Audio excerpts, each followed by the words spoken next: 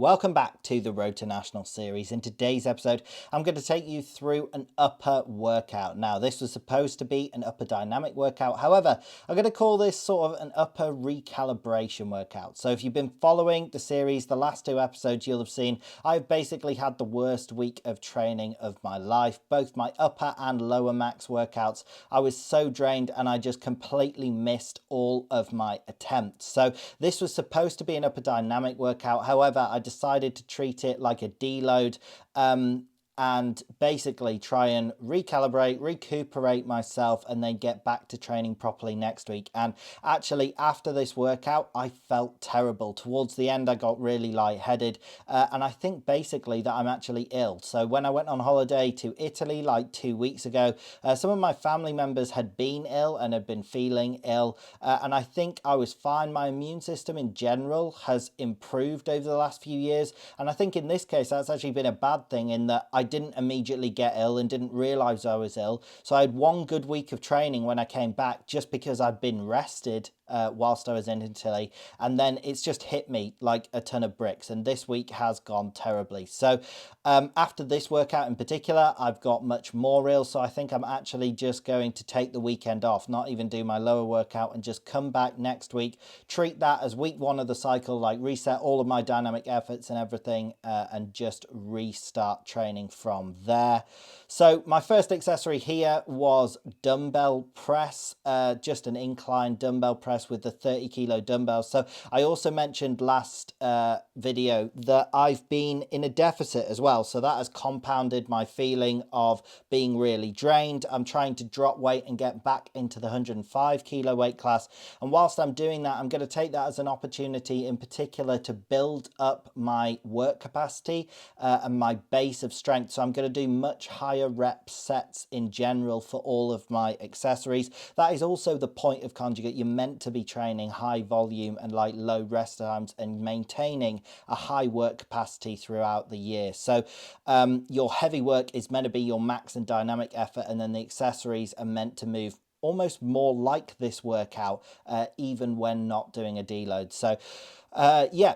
The next accessory here was, as you can see, neutral mag grip lat pull downs, and I'd gone way lighter. I went to 160 pounds. Recently, I've been using 200 to 220 pounds.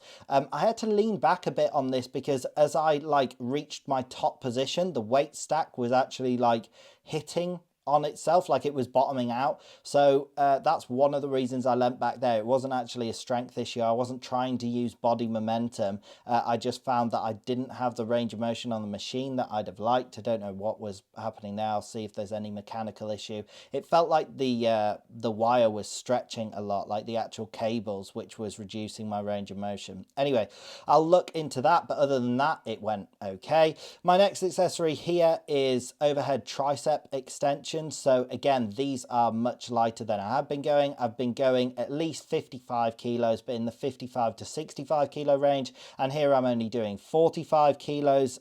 These moved much better again and went high rep. And yeah, like I say, I think for my next block of training, or at least the foreseeable future, the next couple of months, whilst I'm dropping weight and getting back into the 105s, I'm going to be doing much lighter accessories, but for higher rep sets. So these went well as well.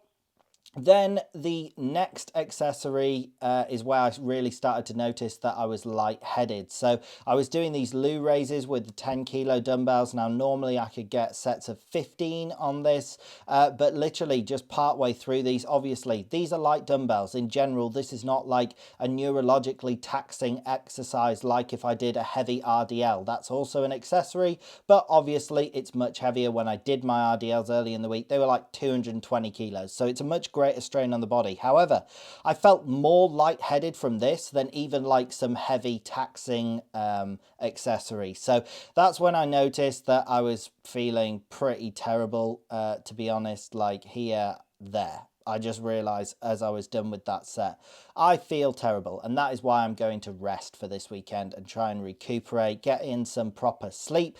That is also what you should be doing anytime you feel sick. So if you are sick, this is not for injuries, but when you're sick, you basically should take time off if it's going to be a quick sickness that you think you can get over fast. Now, if it's going to be something like you have some sickness or condition that's going to sit around for like months or years, you're probably going to have to train through that, because in the long run you will be weaker if you just like don't train at all. However, when there's a short-term sick list like this, I think I've just picked up some sort of bug. I've generally run down all the max effort failures and grinding, like nuked my nervous system, which will also affect my immune system. That's probably why I'm feeling so terrible. Just having a proper weekend of rest will reset that. So for the sake of maybe missing my next workout and going a bit easier in this workout and then easing myself back next week, for the sake of just doing that